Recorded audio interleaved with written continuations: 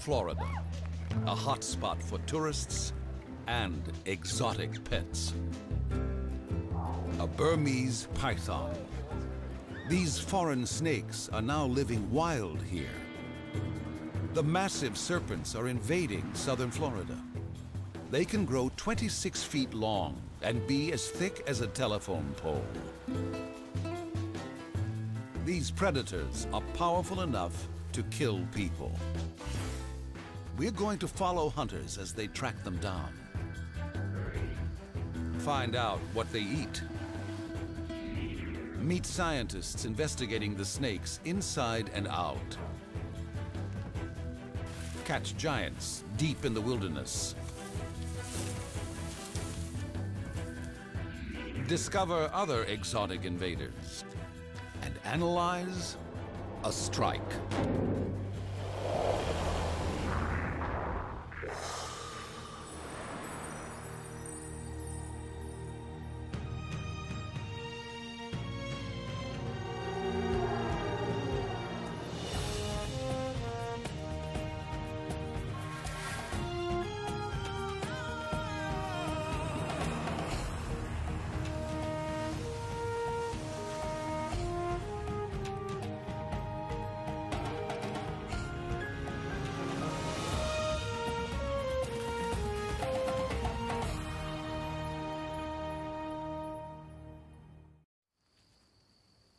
As recently as the 1990s, there were hardly any wild pythons in Florida.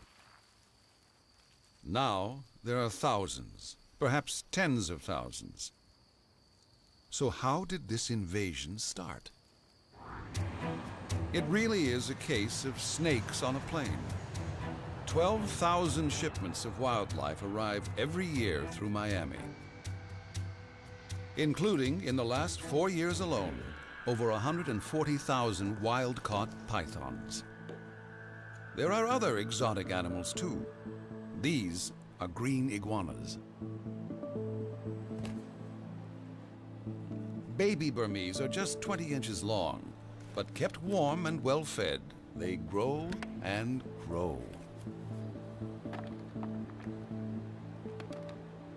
In just a year, a python can double in size and swallow frozen rats whole.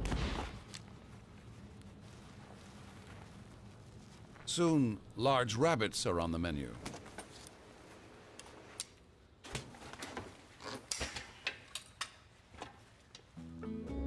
The largest captive pythons, this is a reticulated python, really go whole hog. They can gobble up a pig with ease. Many owners are astounded to find that at just 2 years old, their pet python may be 11 to 12 feet long and weigh almost 200 pounds. Suddenly, they have too much snake on their hands. The result is that many unwanted pets have been irresponsibly released into the wild. But the main python invasion force was unleashed by storms. Over the years, some of Florida's animal warehouses have been hit by hurricanes. Snakes escaped and slithered free.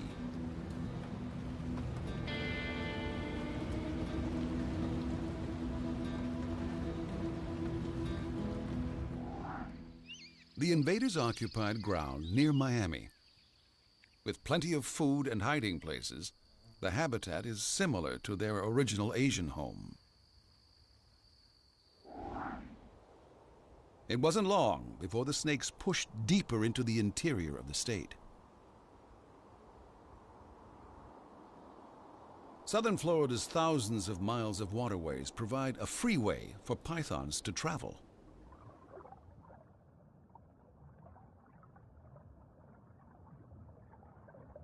Snakes swim gracefully in elegant curves, pushing against the resistance of the water to move forward. The pythons have endurance, too. They can swim at least 6 miles without stopping.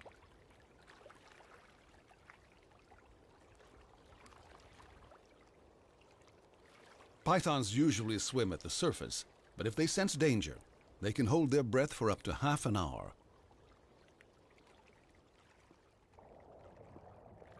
Occasionally, they ambush prey from the water, but drier areas are good hunting grounds too.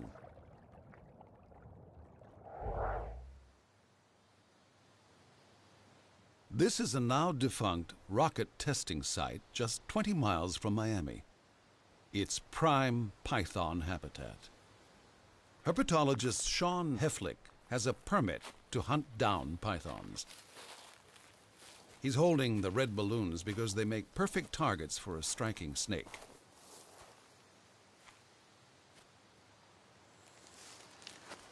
Burmese pythons, docile in captivity, but a whole different ball game in the wild. Oh! Now, the action is slowed down over 200 times. At this speed, a strike is awe-inspiring.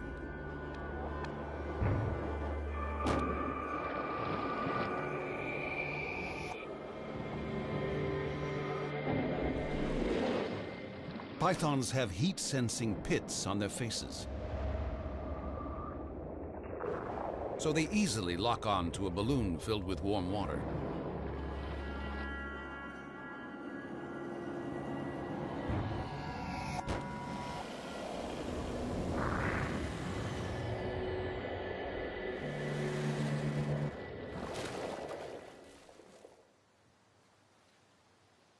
Gotta pick up my trash. Oh, then I've got to get this guy.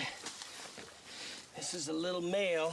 The males have larger spurs, and they utilize these to tickle the female during breeding.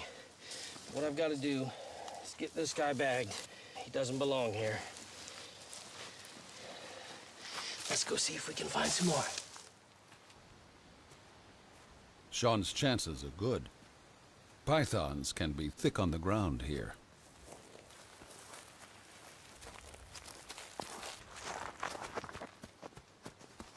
Oh. Ow. Wonderful animal. Looks like a male. Whoa, that's what they do. They are a fast-striking predator. Gotta get him right behind the head. Oh, look at that mouth. Full of teeth, but you can't see them because they're covered by gums. Not like a venomous snake. But I've got a skull in my pocket of a Burmese python. And you can see 4 rows on the top, and then there are another 2 rows on the bottom. The recurved teeth, about 100 or so. They use it to secure their prey, latch on, they throw a coil around it, and then they suffocate it. And also, if you look closely, you can see 2 pits that are heat sensing. And that's how they find their warm-blooded prey. And that's how the other one detected the warmth of the water in that balloon. This guy is truly a magnificent animal. All right, in you go, into a new home. Great animal. Sean's pair of snakes will hardly dent the python army. Nearby, in the shallow waters of Everglades National Park, tens of thousands of Burmese pythons thrive.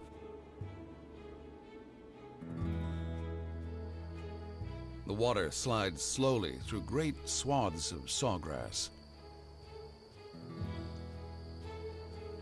Where there's higher ground, forests of slash pines and other trees grow. Water flows toward the sea at 1/4 mile a day. Cypress trees thrive in the shallows and can tower 120 feet into the sky. At Florida Bay, the river spills into the ocean and mangroves flourish. This wilderness is famous worldwide for its water birds and other fabulous wildlife.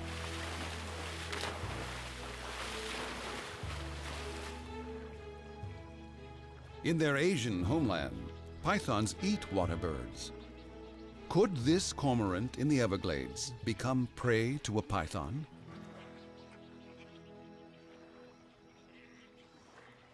Perhaps anhingas are on the menu too. They're a common sight here.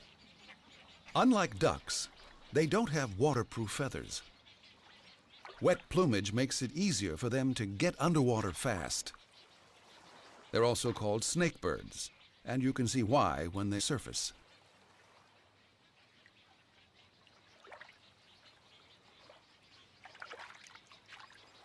They don't seize their prey with their beaks. These birds are spearfishers. The unfortunate fish has been impaled on a razor-sharp bill. It takes a bit of fancy beak work to free the fish.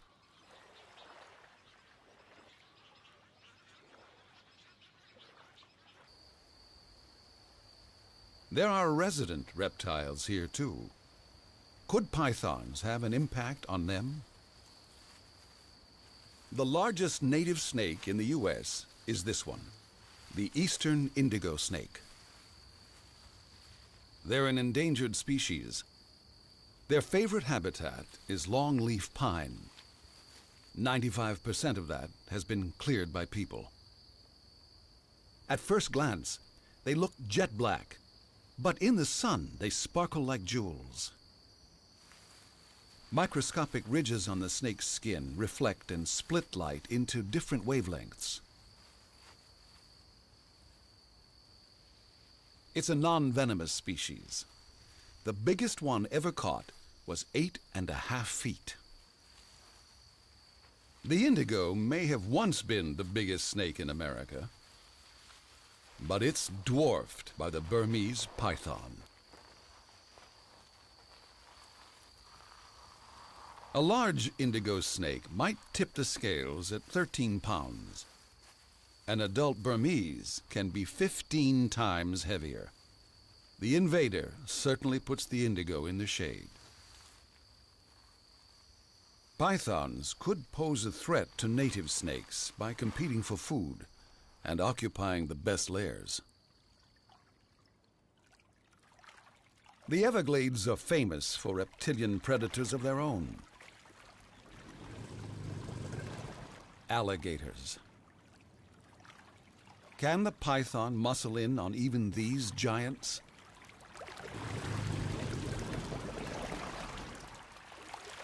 To attract mates and deter rivals, males generate such low, loud roars, the water around them dances.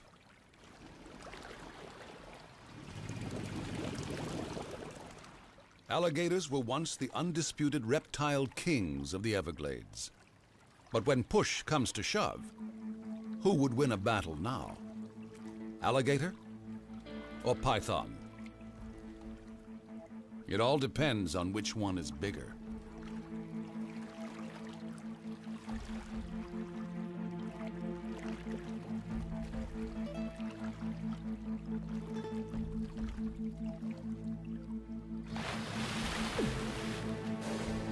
A large gator can bite down with over 2,000 pounds of force. A well-aimed bite on a python's head kills it almost instantly.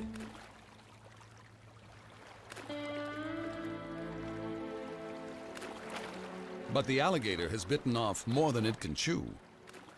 The snake is too large to swallow. Stashing the serpent underwater will allow the gator to return to bite off chunks once the flesh has rotted. Big gators certainly kill pythons, but the tables can be turned. Pythons begin with a lightning-fast strike. This one grabbed a gator with its razor-sharp teeth.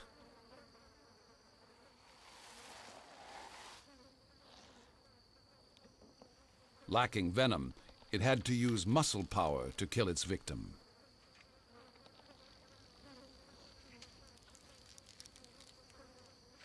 New research has shown that as a snake's coils tighten, They cause a sharp rise in the prey's blood pressure. So the alligator is as likely to have died from burst blood vessels as from suffocation. Snake skin is so flexible, it can be stretched around the largest of meals without tearing, even a tough, armored alligator. In a matter of days, powerful stomach acid will completely dissolve the meal. This is an incredible feat. The python has swallowed an alligator half as large as itself. But something just as remarkable is about to happen inside the snake. How does it cope with this massive meal? To learn how that happens, and more about snake physiology, scientists employ some high-tech procedures.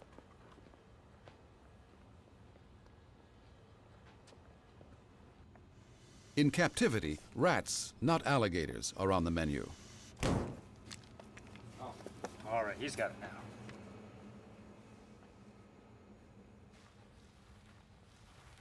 Stephen Secor is a professor and team leader at the University of Alabama. He wants to understand how snakes can stomach their prey. What an amazing animal the python is. I mean, consider, here's an animal that can go a month, even year without eating, and then able to capture, ingest, and digest a meal that's equal to half its own body size.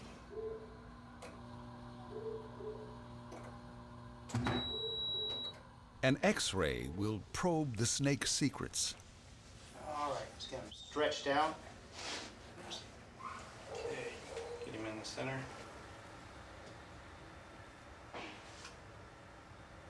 Yep, get relaxed. Okay, you ready? Good, yep. Yesterday, this snake ate a massive meal. The rat it consumed weighed more than a third of the snake's own body mass. We're now x-raying the snake so that we can track the breakdown of the prey, the rat, within the snake's stomach. Relax a little bit. You ready? All right, oops, oh, wait. Okay, go. Okay. Yep. Got it. Great. What we see here is the rat inside the python's stomach that we just x-rayed. We have the full rat skull, the upper jaw, lower jaw, and all the bones are still intact. So this is the snake's stomach. It only encompasses this part of the rat. So this part gets broken down first, and the rest of the rat, which right now is in the esophagus, will then move forward and move into the stomach and then be broken down by the hydrochloric acid and the enzyme pepsin. Within 6 days, what's going to be amazing is this rat will be completely gone. This is an X-ray of an alligator consumed by a python. Now we know in the Everglades that pythons are eating alligators, and they can do so quite efficiently. Within 1 day, we start seeing a little bit of breakdown occurring in the snout of the alligator. By 2 days, half the skull is missing, parts of the forelimb have already been broken down. At 3 days, only a small part of the skull is remaining. At 4 days after feeding, pretty much all we have is parts of the hind limbs and a little bit of the alligator's tail. By 5 days, just a scattering of small bones, and at 6 days, it's all gone. Everything has been broken down and passed into the small intestine. These snakes have a tremendous capacity to break down any prey item within their stomach. They are extremely efficient hunters and digesters. In our studies on the digestive efficiency of pythons, we've estimated that an adult python, about 12 feet long in the Everglades, would have consumed 70 deer mice, 30 cotton rats, 15 squirrels, a dozen rabbits, and several raccoons. It takes a lot of food to grow a 12-foot python. Native animals could be under threat, including the 36 species that are federally protected in the national park. Wood storks are one of them. They have a wingspan of up to 6 feet, more than the height of an average man. Fewer than 10,000 pairs remain.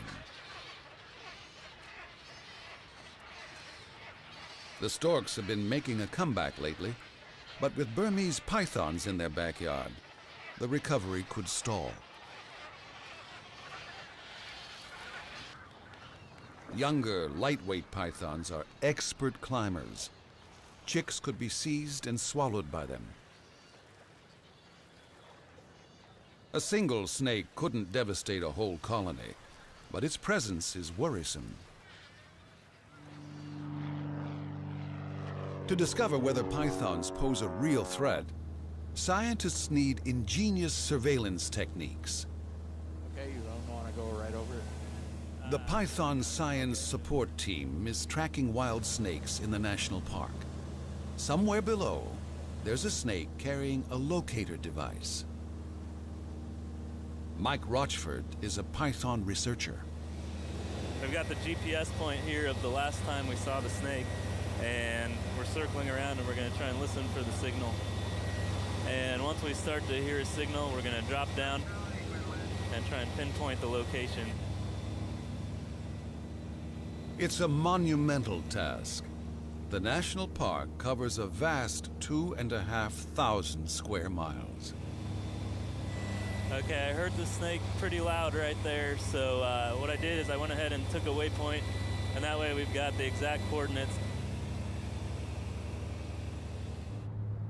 They've acquired their target. Now it's time to drop in on the python.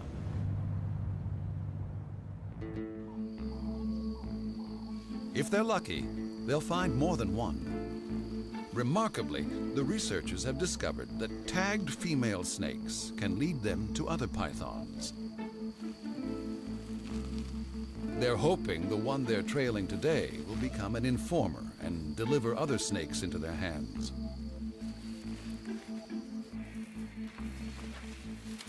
They're closing in, but will their tagged python have others following her? So Mike, this is where we found her originally. She'd matted down all this area so that she could get up out of the water and bask better. To level an area that size, the python thereafter must be huge. That would be the hole. All right.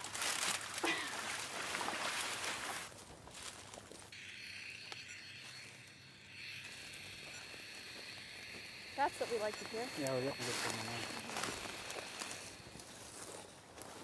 Pythons can just melt away into the surroundings. The team is just yards away from an enormous snake, but without radio tracking, they'd never find her. I think she may be in this mound, actually. Yep. I see her right back Yeah, here. they're all coiled up.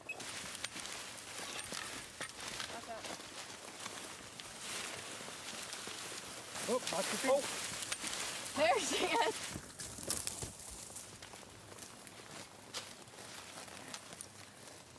She's behaving at the moment. So we want to go ahead and look for the sutures where we implanted the radio transmitters. There it is. It looks like it's holding up well. We don't have a gaping wound or anything like that. Okay, here's the second suture right here, and that looks like it's healing up pretty well. So it looks like she's a healthy snake, and I think we can go ahead and release her again. At around 15 feet, this is one of the biggest wild snakes ever found in Florida. All right, you ready?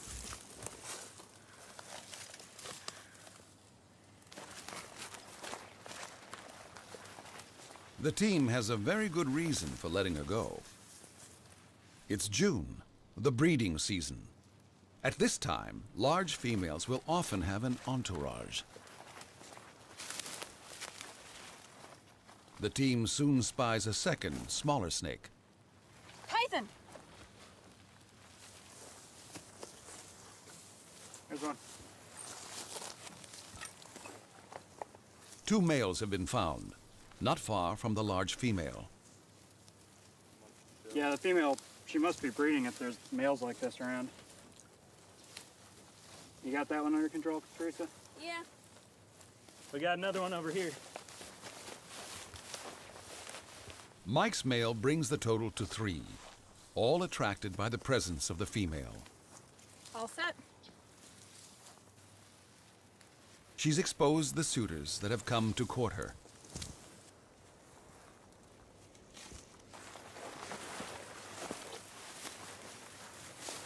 captured males will help confirm what's on the menu for these snakes in Florida.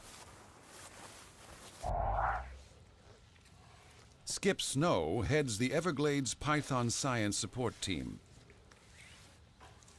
Okay, it's time to take a look in the stomach and through the rest of the intestines to see what she's been eating. A python's digestive tract is not coiled like a human's. It's effectively the same length as the snake itself. By dissecting pythons caught in the wild, Skip's made many fascinating discoveries. It looks like we're found the remains of an old meal. We have the remains of an alligator in here. Claws or bones. So this is the 8th python that we have found that has eaten an alligator. They also will eat a wide variety of mammals and birds. Here's the bill of a great blue heron. This is the small bill tip of a rail. In the mammal category, everything from small mice and rodents to bobcats. Here's half of a hoof from adult deer. So as you can see, they had a wide range of prey, birds, mammals, reptiles. So, pythons mustn't reach areas with endangered species. The Florida Keys. So far, only a few pythons have been found here, probably released pets. A full-scale invasion must be averted because this 100-mile-long island chain is the only home on Earth for the Key Largo wood rat. U.S. Geological Survey biologist Ron Rosar has a network of traps across Key Largo to intercept snakes arriving from the mainland. There are over 60 to be monitored, and each has a tempting lure. So each day we come and we check the traps. Check on 1 to see if there's any snakes inside, and 2 to see how our bait rat is doing. Now we check on this guy every day. Make sure that they have enough food and moisture. This guy looks pretty good. Now the way this trap operates, snake approaches, smells the rat, comes into the cage. Once he enters the cage, the flaps close behind him so he can't get back out. Tries to get to the rat, but the rat's in its own separate enclosure, so the rat can't be gotten to. We then extract the snake from the trap. Sometimes we can get animals in here that we're not looking for, things that aren't big pythons. Some of the native animals that might go in here include wood rats and cotton mice, as well as some of the native snakes. For that, we've put in some escape hatches. So if a native snake, for instance a yellow rat snake, comes in here, all he does, goes to the escape hatch, crawls out. He's safe. So far, no python has made it to the trap line. But when the invasion starts, this will be the Key's first line of defense. All this work could help protect the endangered wood rat. Disney's Animal Kingdom and Tampa's Lowry Park Zoo have spent thousands on a breeding program. Hi. Hello, hello. These cute mammals live nowhere else. Fewer than 200 of them remain in the wild. Good girl. The wood rat was first listed as threatened in 1969. Since then, their population has continued to decline. Good girl. Human developments have seriously depleted the wooded areas these rodents need to survive, and attacks by feral cats are a serious threat.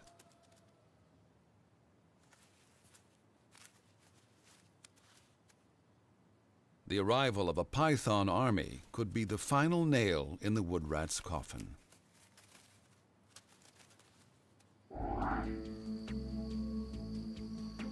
In contrast, python populations are booming.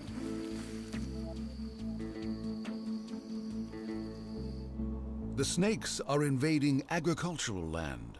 With almost 3 million acres of it in Florida, There's a lot of habitat for the Burmese to colonize. But these seemingly peaceful fields can be dangerous territory for skulking snakes.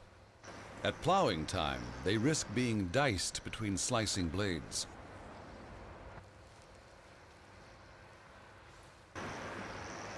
Few farmers are surprised to find pythons on their land.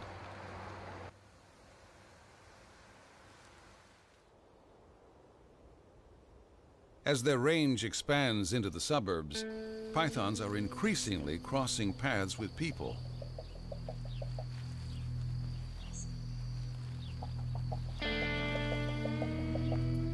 And they can become a traffic hazard.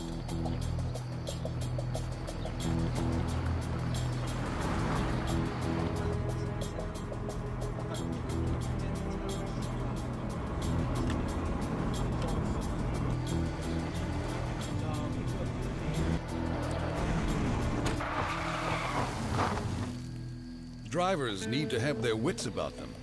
You wouldn't expect a speed bump to slither.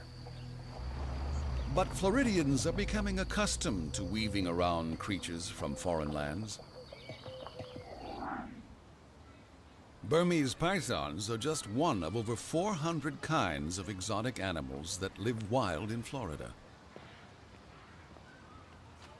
Parrot biologist Paul Rilo looks for one of his subjects around the luxury hotels of West Palm Beach.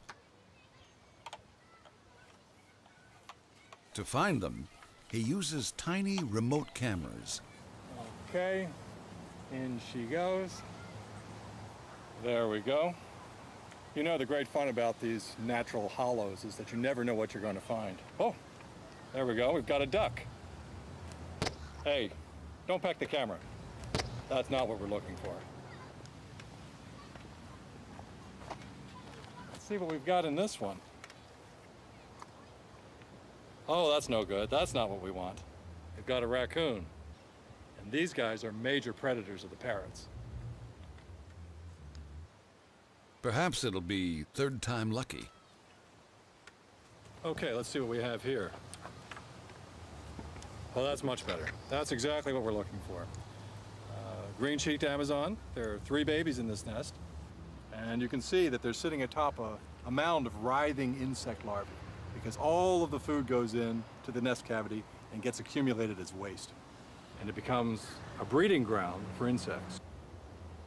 This is an exotic species nesting in an exotic tree here in Florida.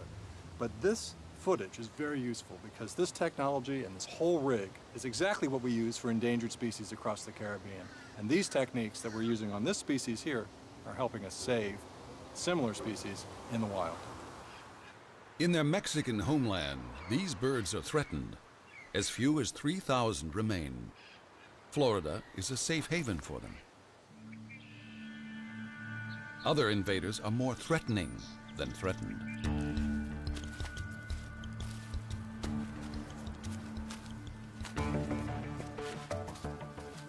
A carnivorous Nile monitor from Africa.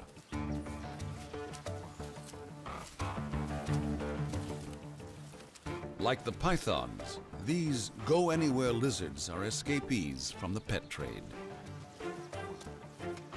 This one's picked up the scent of food. It's on a raid.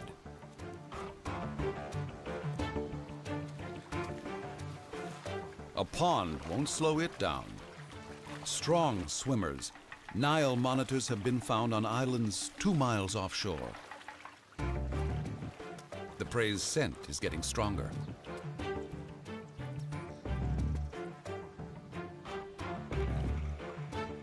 Someone's valuable koi carp.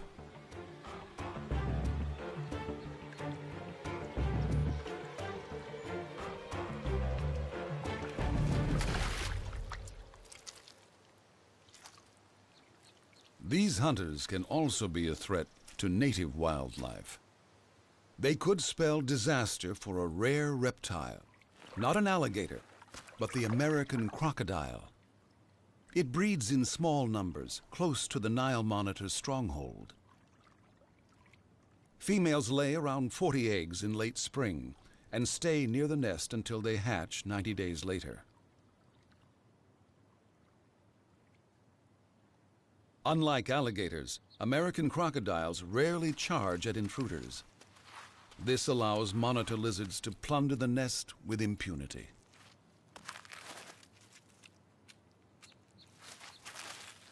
These are inveterate egg thieves. In their native Africa, they're major predators of Nile crocodile nests. Some worry that they could dig up the eggs of Florida's endangered marine turtles. But there's hope yet. A trapping program aims to reduce their numbers and prevent native reptiles from having their eggs snatched. Not all reptile immigrants are harmful. A charming lizard from Madagascar lives and breeds in the garden of a popular bar in the Florida Keys.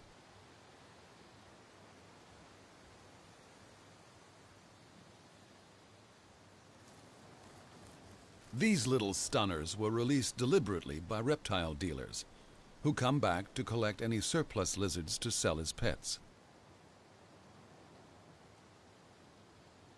Females can lay 12 eggs every breeding season, and the colony here is thriving.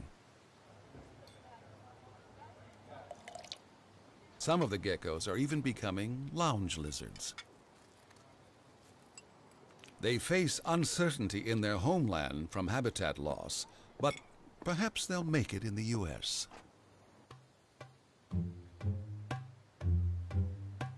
Another lizard has taken the States by storm. The green iguana. These iguanas come from Central and South America. Big males can grow over 6 feet long. They sometimes fight in the breeding season, but a bob of the head and a flash of the dewlap under the throat by the largest lizard is usually enough to prevent combat.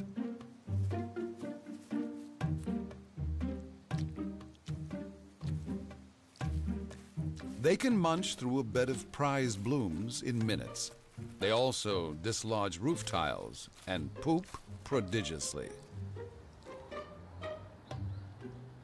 Despite this, most Floridians are quite fond of them.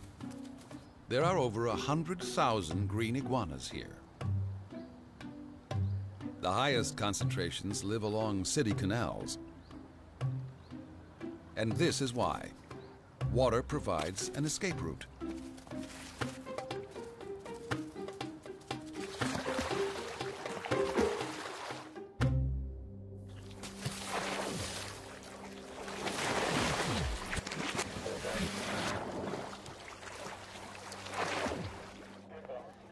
In an effort to stem the tide of exotic animals gone wild in Florida, Miami Metro Zoo hosts a Pet Amnesty Day.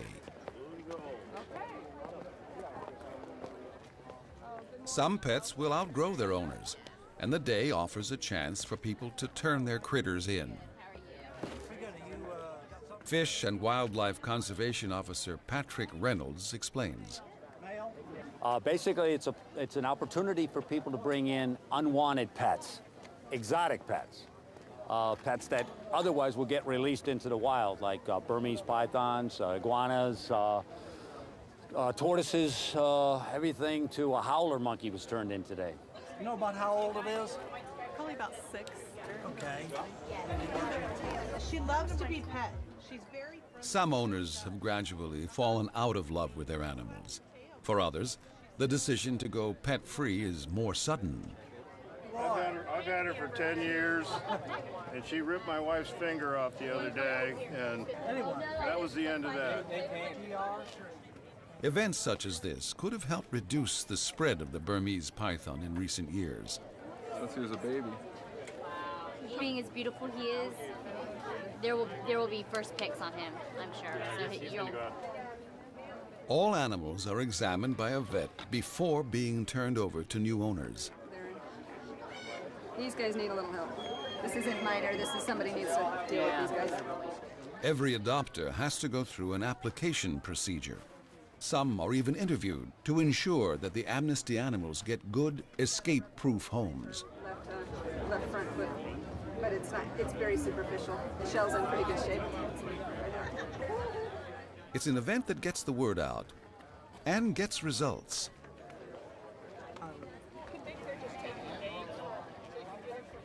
Scott Harden is Florida Fish and Wildlife Conservation Commission's Exotic Species Section Leader.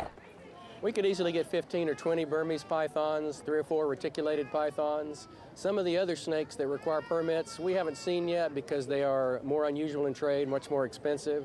But Burmese are the only ones out in the Everglades to our knowledge, and that's the most common large constrictor.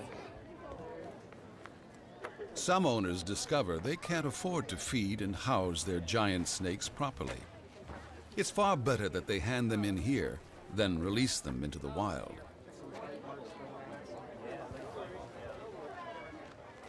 The amnesties will help prevent new exotic species from colonizing Florida.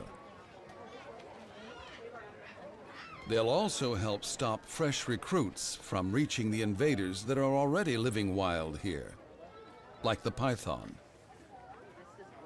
But the Burmese invasion is well advanced.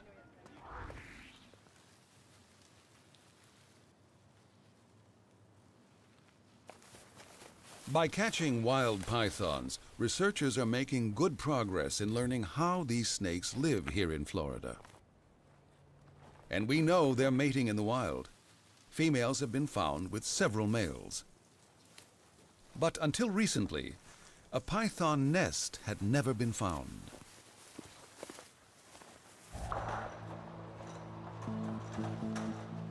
Virtually everything we know about the breeding habits of Burmese pythons has been learned from captive snakes. There are plenty of those in this huge facility.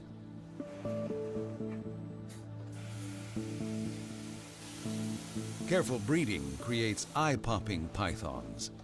Some of the most flamboyant can be worth tens of thousands of dollars each.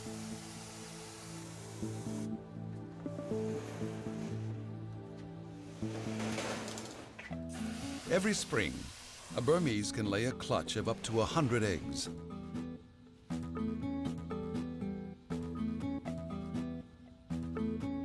Coils that brought death to prey now wrap protectively around the eggs to keep them alive.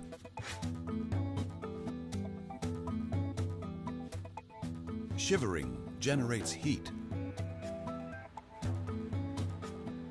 Warmth from twitching muscles can raise the egg's temperature by as much as 11 degrees Fahrenheit.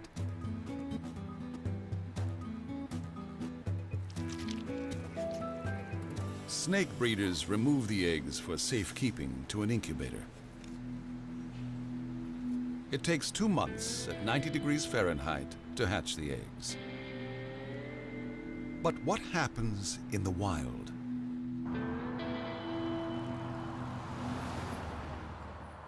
Until recently, nothing was known about how or where Burmese pythons nested in Florida.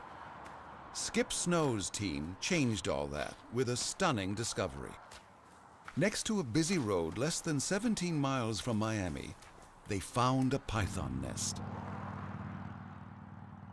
Okay, we're here at the site of a Burmese python nest that we found back in 2008.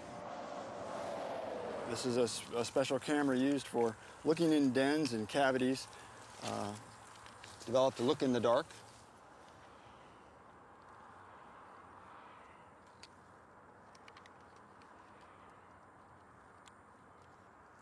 When we did this back in July 2008, we found a female brooding on her 27 eggs, which we would find out later when we dug her out.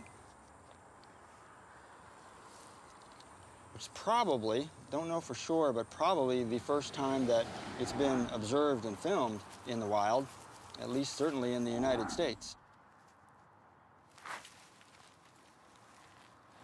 So this is proof positive that Burmese pythons are breeding in the Everglades.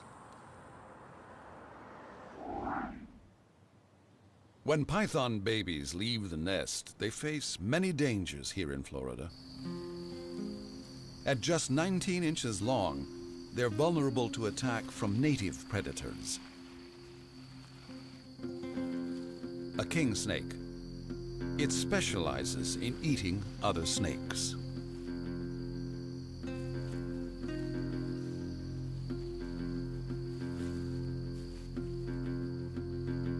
The king snake is a constrictor, just like the python. It uses muscular coils to subdue its prey.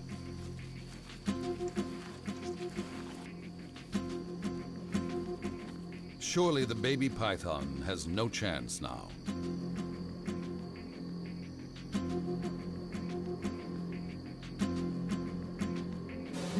But then, inexplicably, the king snake aborts the attack. This new recruit has passed its first test. A raccoon, another snake hunter.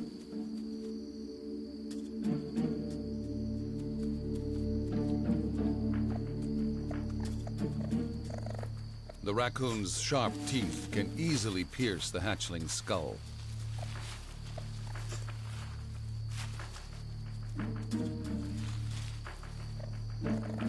But the python has a strike up its sleeve.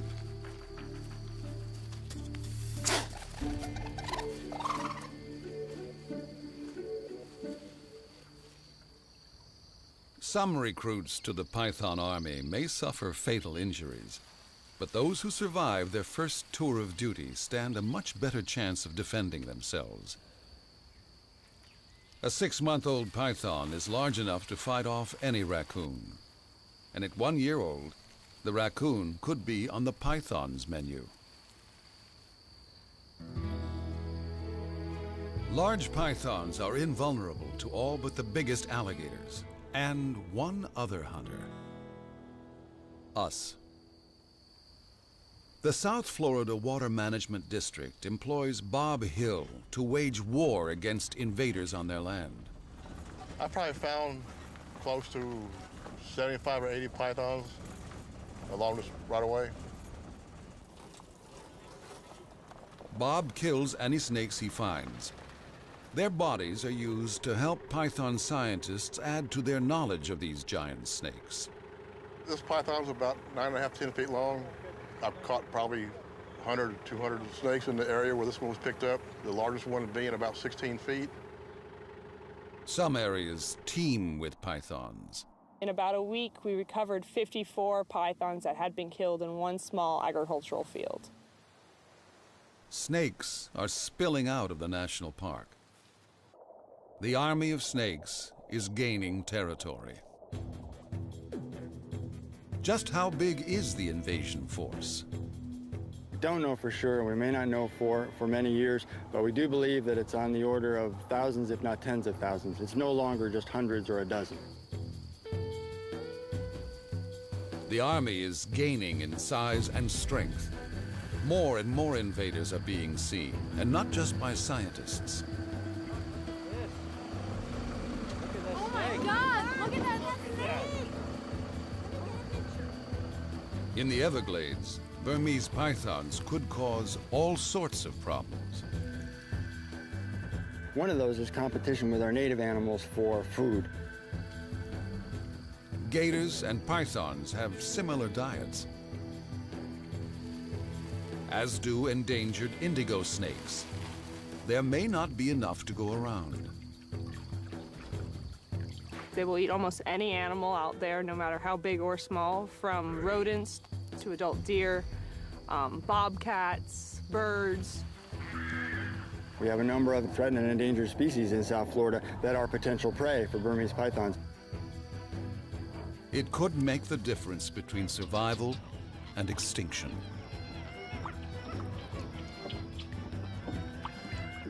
Another one may be competition for space. Pythons take over water holes and burrows that would otherwise be inhabited by native animals. Another one, clearly, that we know very little about is disease.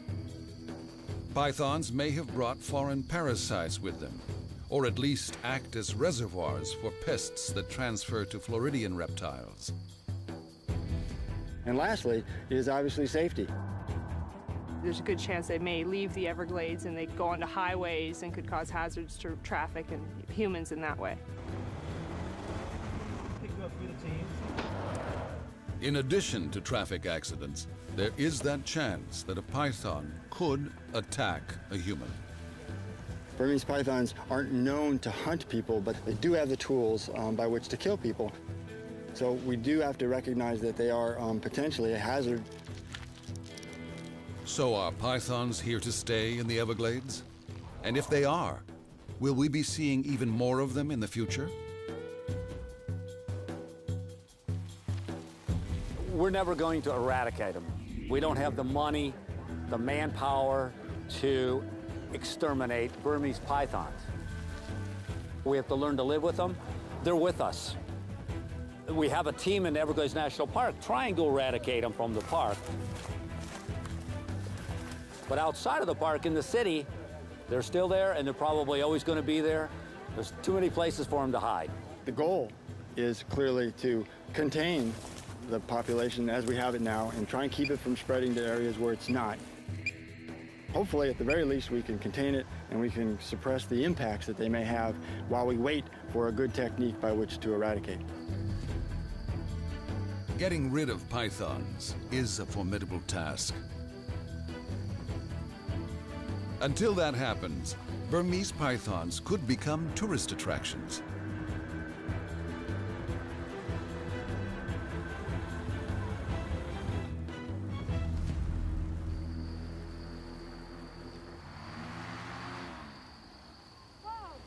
These predators are so adaptable.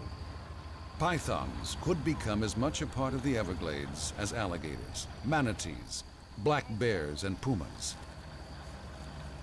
Only time will tell.